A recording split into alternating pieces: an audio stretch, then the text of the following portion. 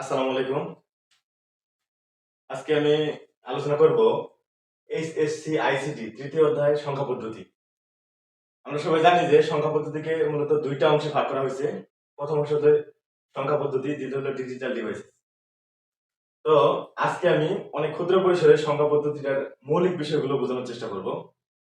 প্রথমত আমি দেখি যে এখানে একটা ছক দেওয়া আছে। প্রথমে সংখ্যার নাম, পরে সংখ্যার বেস, পরে পরিধি এবং উদাহরণ। প্রথমে যাই, সংখ্যার নাম প্রথমে হচ্ছে দশমিক সংখ্যা।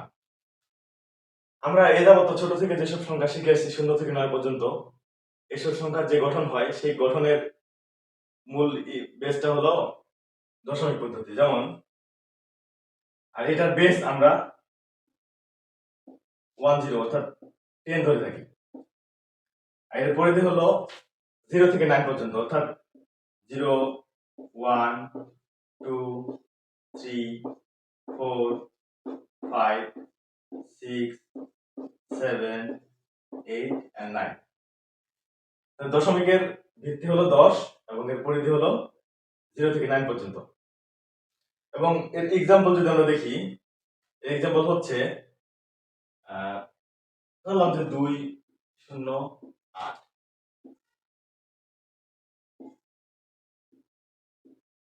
এই ব্র্যাকেট দিয়ে একটু নিচে 10 দিয়ে দিলে এটাকে চিনবো আমরা, এটা একটা দশমিক সংখ্যা। এরপর চলে যাই বাইনারি সংখ্যাতে। বাইনারির বেস হচ্ছে 2, বাইনারির বেস 2, আর এর পরিধি হচ্ছে অনলি 0 and 1। অর্থাৎ 0 এবং 1 দিয়ে যেসব সংখ্যা গঠন করা হবে সেসব সংখ্যাকে আমরা বাইনারি সংখ্যা বলবো।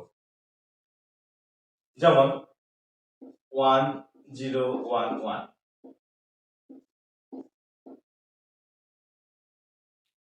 এটা একটা বাইনারি সংখ্যা, অর্থাৎ এখানে 1 এবং 0 এর বেশি অন্য কোনো সংখ্যার ব্যবহার নেই। এরপর চলে যায় অক্টালে। অক্টাল সংখ্যার বেস হচ্ছে 8, এর রেঞ্জ হচ্ছে 0 থেকে 7 পর্যন্ত। 0, 1, 2, 3, 4, 5, 6 and 7। অর্থাৎ 0 থেকে 7 পর্যন্ত সংখ্যা ব্যবহার করে, ডিজিট ব্যবহার করে আমরা যেসব সংখ্যা গঠন করব সেগুলো হলো অক্টাল সংখ্যা। এর একটা উদাহরণস্বরূপ আমরা নিতে পারি 2, 3, 7, 8। অক্টাল সংখ্যা এবং অন্যান্য যত সংখ্যা আছে সব সংখ্যাগুলো চেনার সবচেয়ে বড় উপায় হলো বেস দেখে চিনতে হবে। যেমন এটা 10 দিয়ে আমরা বুঝবো যে ডেসিমেল সংখ্যা, 2 দিয়ে বুঝবো যে বাইনারি সংখ্যা এবং 8 দিয়ে বুঝবো যে অক্টাল সংখ্যা।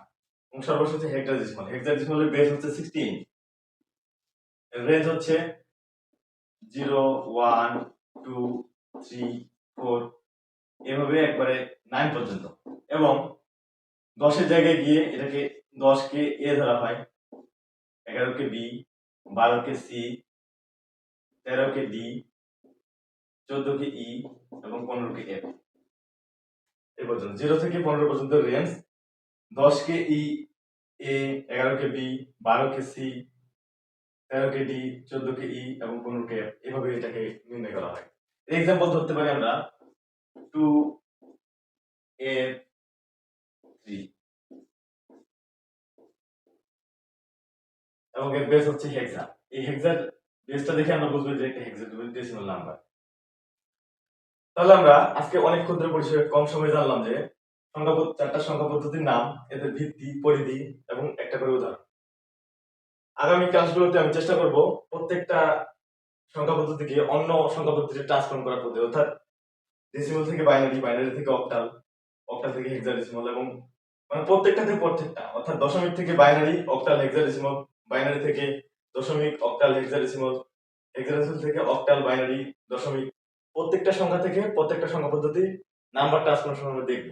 এবং এর পূর্বে যে প্রথম এবং দ্বিতীয় অধ্যায় আছে, এই দুটি অধ্যায়ে বেশি বেশি বোর্ডে আসছে এমন যে টপিকগুলো আছে, গুরুত্বপূর্ণ টপিকগুলো, এগুলো ধারাবাহিক ভিডিও আপলোড দেওয়া হবে। তো আজকে এই পর্যন্তই। সবাই ভালো থাকবেন, সুস্থ থাকবেন এবং আমার সাথে থাকবেন, আমাদের চ্যানেলের সাথে থাকবেন।